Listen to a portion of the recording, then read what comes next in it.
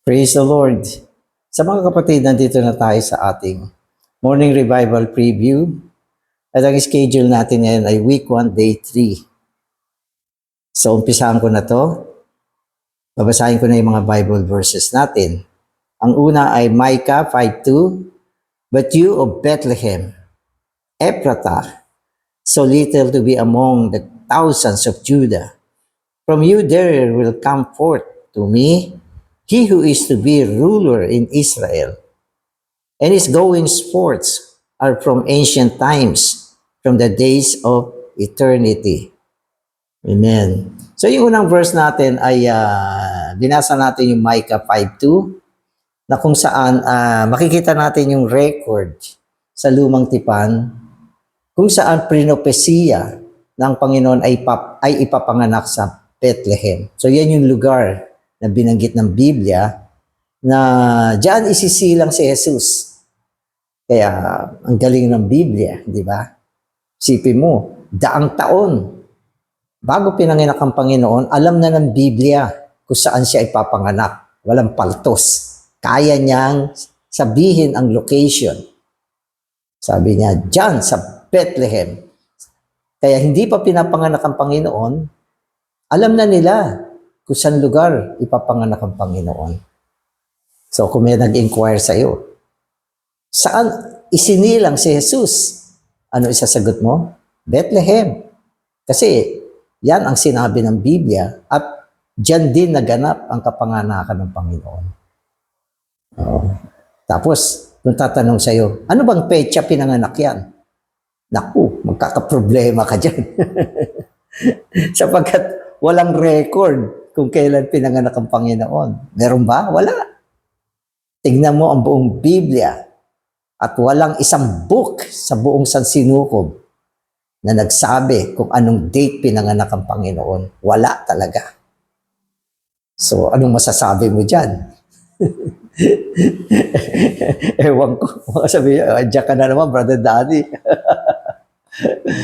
Okay, so yun lang naman ang gusto kong sabihin. Walang date. Pinanganak siya, meron lugar sa Bethlehem. Kailan? Walang date. Hindi ba kayang ibigay ng Biblia yung date? Kaya niya, pero hindi niya binigay. Hindi niya binigay. Okay, baka humaba pa itong usapan na to. So, Matthew 2:10. And when they saw the star, they rejoiced exceedingly with great joy. So, yan ang maganda. Pagkatapos mag-inquire ng mga magi doon sa Jerusalem, kasi pumunta nga sila ron eh. At nag-inquire sila, at doon sinabi rin sa kanila na sa Bethlehem siya ipapanganak. At nung sila ay umalis na, on the way, lumabas uli yung star. Nung pumunta sila sa Jerusalem, nawala yung star. Pero na-locate nila yung lugar, hindi sa pamamagitan ng scripture. Yung scripture, binigyan lang sila ng knowledge. Pero na-locate nila yung exact spot na kung saan pinanganak si Jesus sa pamamagitan ng bituin. Yung bituin ang kanilang GPS. So magbabasa na ako. When the Magi arrived in Jerusalem, Herod was troubled, and all Jerusalem with him. Why was all Jerusalem troubled? At the birth of the one for whom they were waiting. This is religion. I am afraid that many who are seemingly for the Lord's return will be troubled by His coming.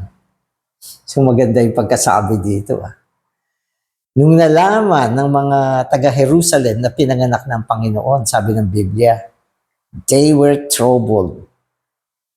Hindi they were rejoice. Hindi sila nag-rejoice, nagdiwang o nagpakasaya. Di ba? So hindi tama yung isang kanta. Joy to the world.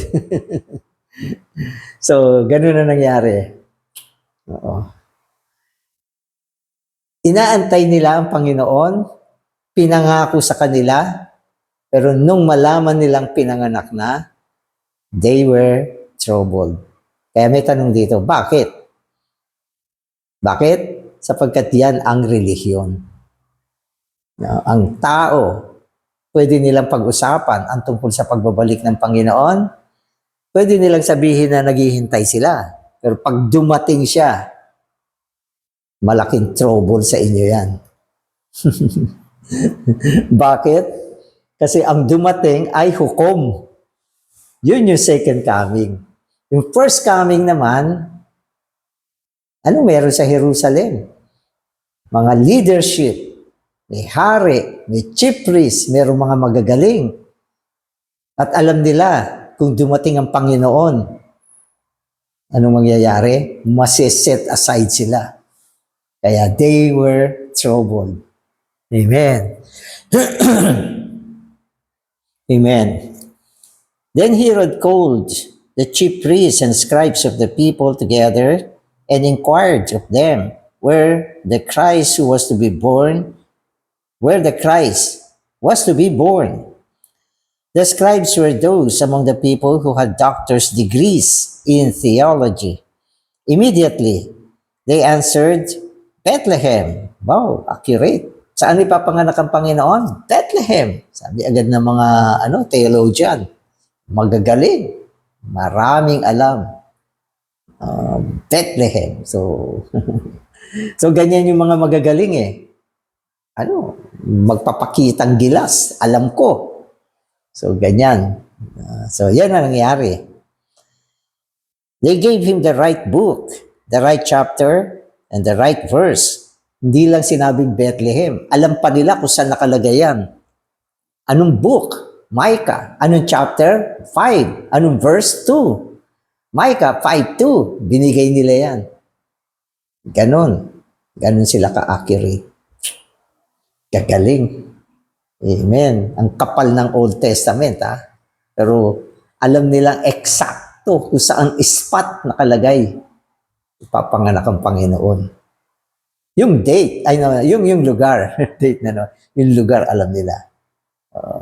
Pero hindi nila hinanap kung saan talaga spot nandun ang Panginoon. Ang meron lang sila ay record. Record lang. Amen. Okay. They quoted Micah 5:2. But did any one of them go to Bethlehem? Not one. Not one. They were troubled by the news, but no one cared to go and see what had happened. Parang pinanganak na ang Panginoon. Nangyari na, nakatala dito sa Micah 5:2. So, andun na siya. Pero sila so what? Parang ganun lang. Amen. Walang cared, walang puso na naghanap sa Panginoon. Ang meron lang ay kaalaman. So, posibleng maraming ganyang tao. May kaalaman, pero walang puso na hanapin ang Panginoon. Amen. Amen. Then the Magi left Jerusalem, and behold, a star which they saw at its rising led them.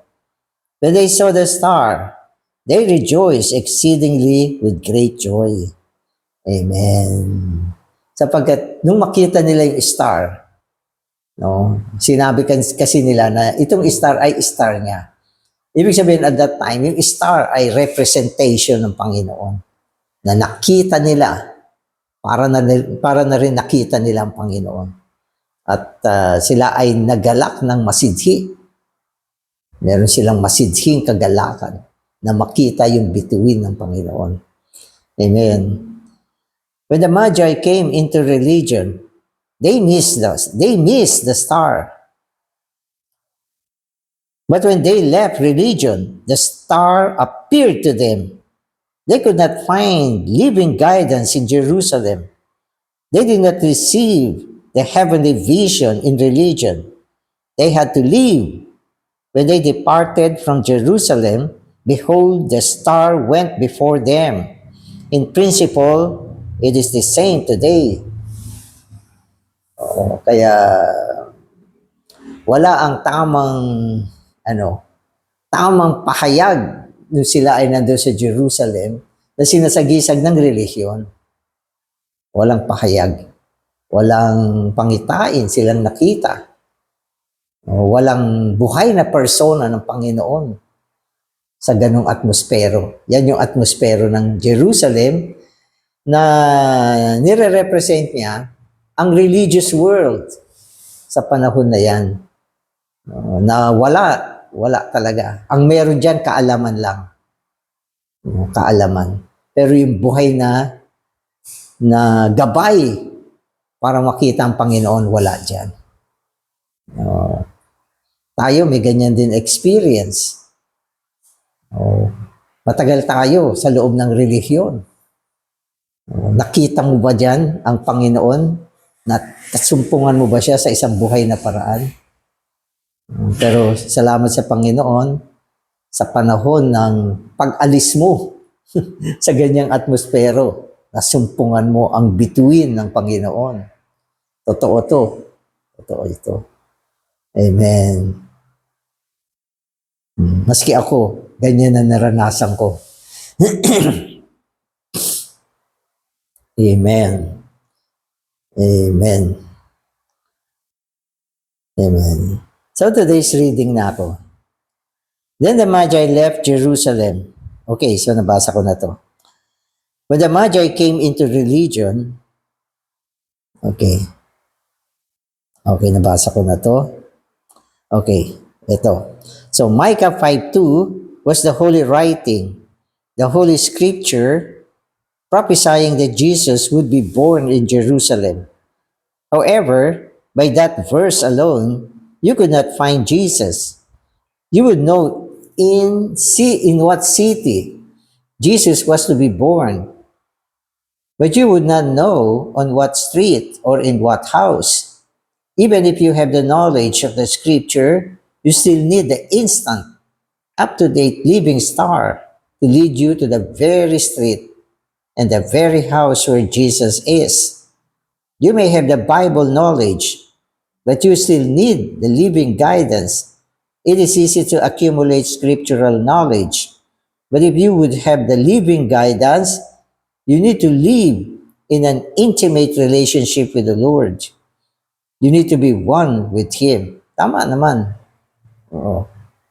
Kung gusto mo makita ang Panginoon, una, dapat meron kang isang matalik na kaugnayan sa Panginoon. Hanggang umabot na makaisa mo ang Panginoon. So sa panahon ngayon, hindi naman siya nakikita physically, sapagkat ang Panginoon ngayon ay espiritu. Subalit, pwede natin siyang makaisa. Pwede natin siyang mahipo sa pamamagitan ng ating espiritu sa panahon na ito. Hindi siya nakikita physically.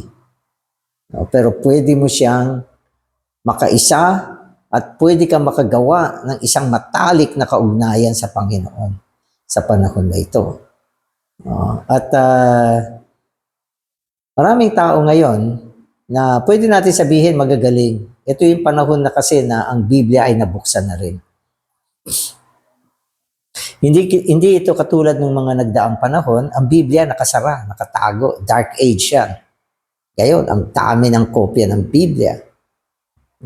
Kuminsan, maski yung mga hindi Kristiyano, nagbabasa na rin. Mga walang buhay ng Panginoon, nagdudunong-dunungan, nagsasabi na alam ko na ang Biblia. So marami mga tao ngayon. At ang iba naman, kinukuha ang Biblia upang magtamo ng karunungan. At tinuturing nila na kung may kaalaman ka sa Biblia sa panahon na ito, somebody ka din naman. Hindi ka ignorante, hindi ka inosente. Pero yung mga Magi, wala silang Biblia. Wala silang Biblia. At sila ay nadala tungo sa pagkakita kay Jesus. Walang Biblia yan. Kasi sinasabi sa atin, sa panahon ngayon, kung gusto mong makita ang Panginoon, una, kailangan magkaroon ka ng isang intimate relationship sa Kanya. Isang matalik na relasyon sa Panginoon. At yung matalik na relasyon mo sa Panginoon, dadaling ka niya upang makaisa ang Panginoon. Hindi mo lang siya makikita, kundi makakaisa mo pa siya. Di ba? Ito yung panahon na ang tao ay pwede nang makaisa ng Panginoon. Ito yung panahon na si Kristo ay pwede maging buhay natin. At yan ay higit pa sa nakita mo. Naging buhay mo na nga eh. Hindi mo lang nakita.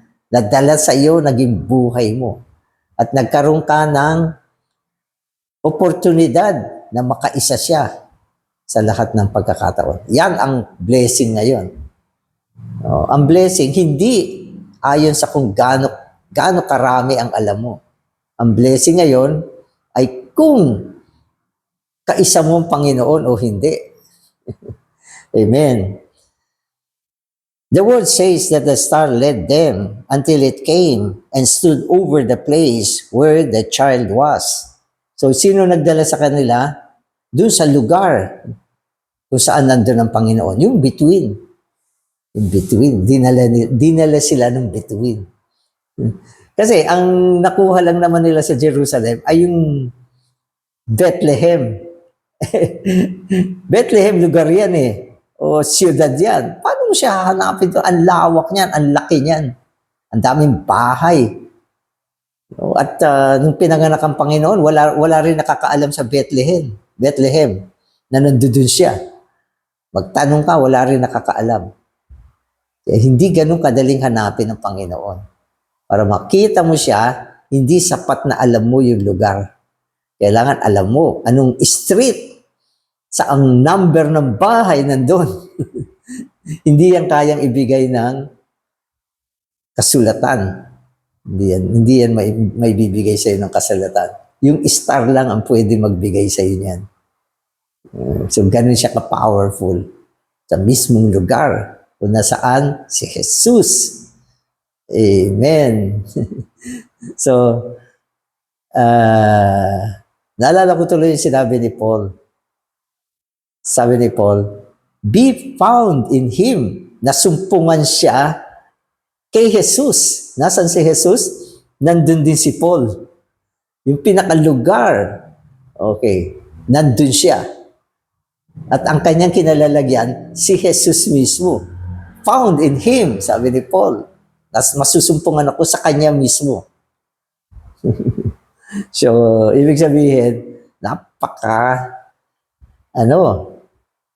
walang katulad na makaisa ang Panginoon.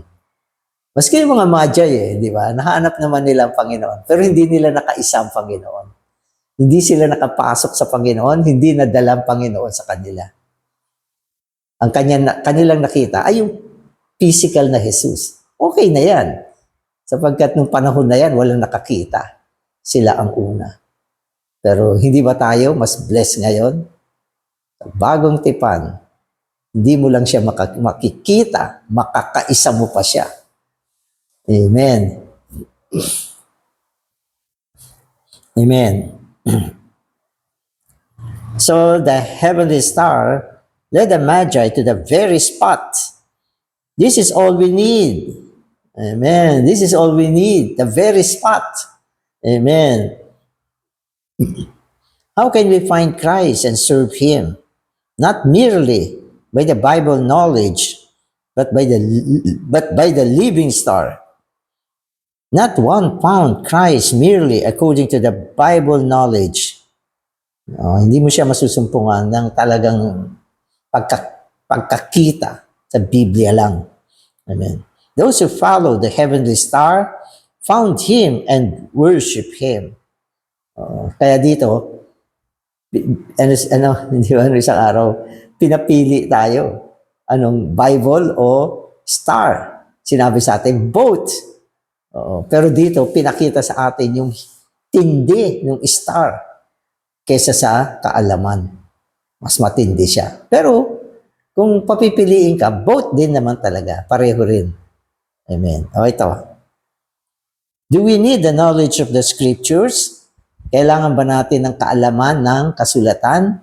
Of course, we do. Hindi naman yan inaalis. Hindi pwedeng wala. At kailangan din natin ng Biblia. Kaya wag niyo ma-misunderstood yung mga sinasabi rito na wag na tayo mag-Biblia. Star na lang. Hindi. Kailangan din natin yan. Yung kaalaman na yan. No? At nakatulong din yan na mahanap nila ang Panginoon. Amen. Of course, we do. It helps. But there is a condition. The living, instant guidance, the guidance of this very moment to lead us to the very spot where Jesus is indispensable. Kailangan mo ba ng scripture? Kailangan mo ba ng Biblia? Siyempre, kailangan natin yan. Pero nung panahon na hinanap nila ang Panginoon, ang talaga nagturo sa kanila, yung star. Ito yung buhay na guidance upang mahanap natin ang Panginoon. At ito ay walang katumbas. Yung gabay ng bituin, walang katumbas. Is exactly on the spot, tinuro niya. So, nalala ko tuwing kami ay naghahanap kasi nagkakasal ako, palaging kailangan namin ng GPS para mahanap namin yung mga event place. So, maganda ngayon. Yung GPS, may arrow siya. Talagang kitang-kita mo kung saan spot nandun yung yung lugar na hinahanap mo.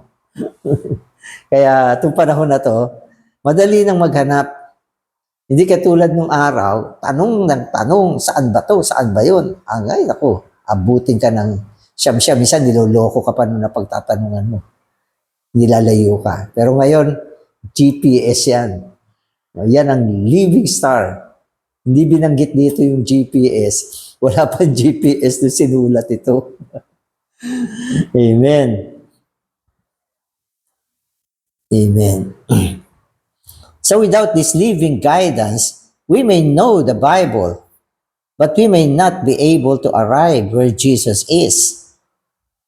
It is the living guidance that brings us to Jesus so that we may worship Him and offer our gifts to Him.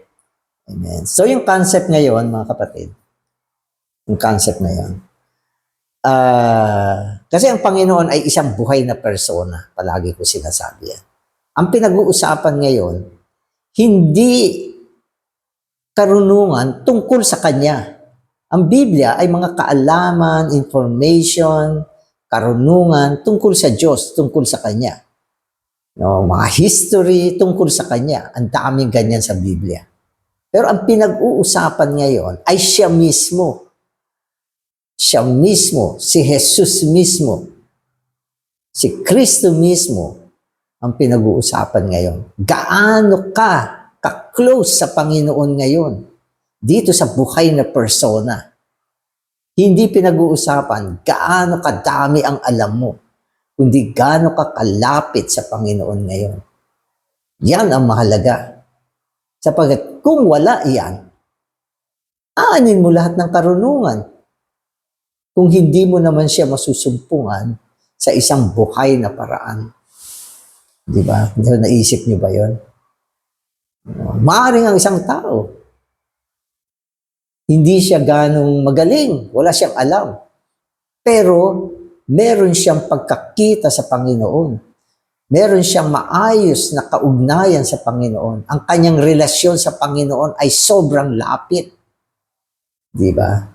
Tatanungin ko kayo, nung panahon na yan, sino ang mas blessed? Yung bang mga nasa Jerusalem na madaming alam, subalit wala naman silang Jesus doon? Blessed ba sila dyan?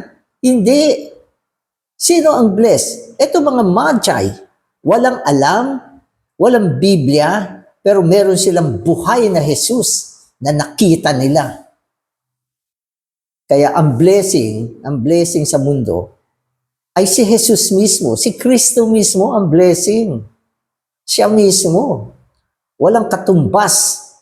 Walang katumbas. Wala kang pwedeng ipalit sa Kanya. Wala siyang katapat. Siya mismo ang pagpapala. At siya ay nagiging pagpapala, depende sa iyong relasyon sa Kanya ngayon.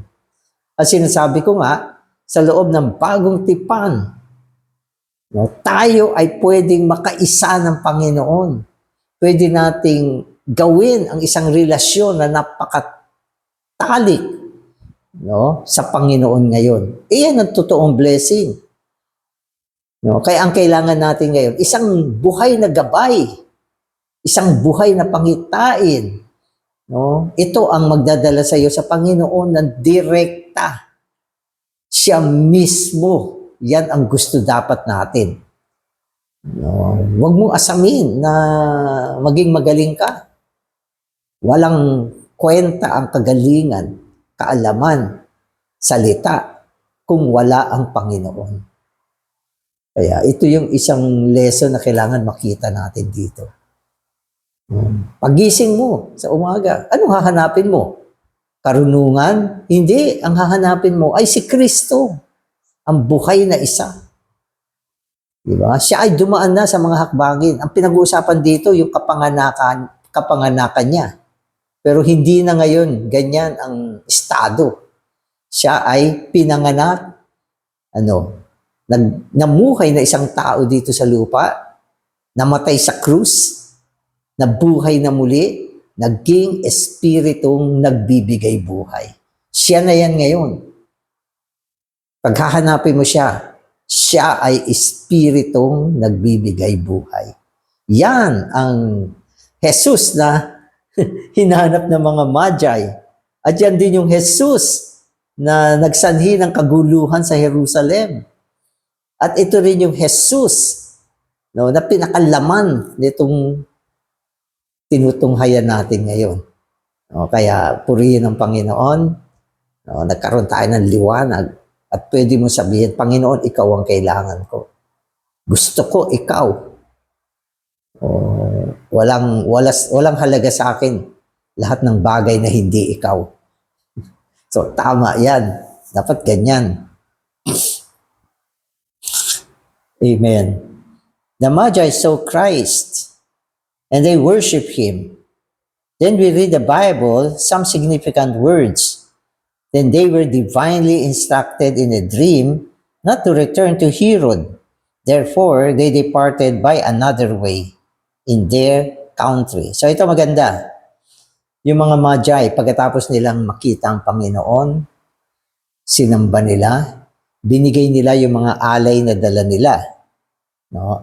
Pagkatapos niyan, sila ay nabigyan ng dibinong instruction. Dibinong instruction.